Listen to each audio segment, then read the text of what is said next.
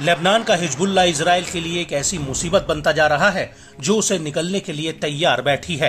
दरअसल हिजबुल्लाह के हमलों से उत्तरी इजराइल में तबाही मची हुई है। वहीं इजरायली फौज हिजबुल्लाह को रोकने में पूरी तरह से नाकाम साबित हुई है, जिसकी वजह से गाजा में भी आईडीएफ लगातार कमजोर होती जा रही है, जिसका सीधा फायदा हमास और हिजबुल्लाह को मिल रहा है, जो इजरायली फौज की कमर तोड़ने में लगे हुए हैं।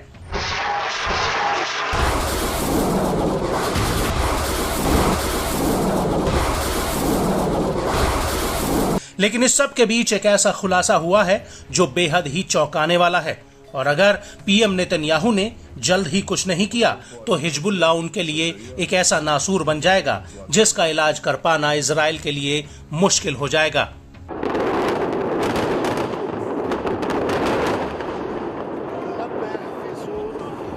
दरअसल इजराइल की सुरक्षा एजेंसी शिन बेट ने कहा है कि लेबनान की तरफ से पिछले महीने रोजाना 42 रॉकेट और ड्रोन फायर किए गए हैं।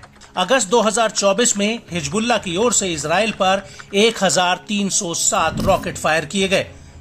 जुलाई 2024 में इजराइल पर 1091 रॉकेट फायर किए गए।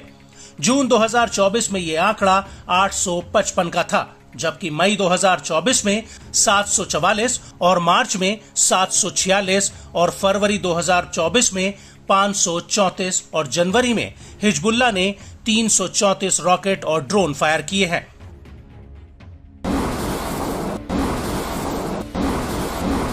वहीं अकेले 25 अगस्त 2024 को हिजबुल्लाह ने अपने शीर्ष कमांडर फौज शुक्र की हत्या के प्रतिशोध के पहले चरण के रूप में एक ही ऑपरेशन में इजराइल की ओर लगभग 340 रॉकेट, मिसाइल और ड्रोन दागे थे।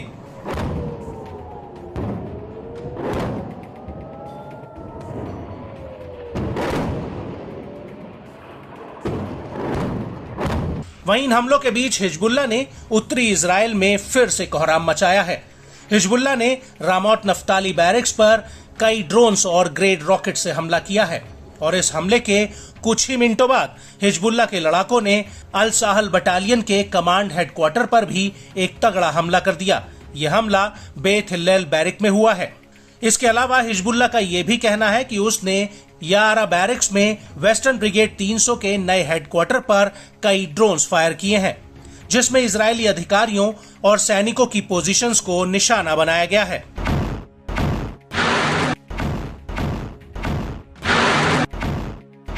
इसके साथ ही अल तायहत हिल इलाके में भी जब इजरायली सैनिक इकट्ठा हो रहे थे तो वहां पर हिजबुल्लाह ने रॉकेट हमलों की झड़ी लगा दी, और इसके 15 मिनटों के बाद करीब 4:30 पर अल मलिकिया मिलिट्री साइट पर हिजबुल्लाह ने कई राउंड गोला बारूद दागा।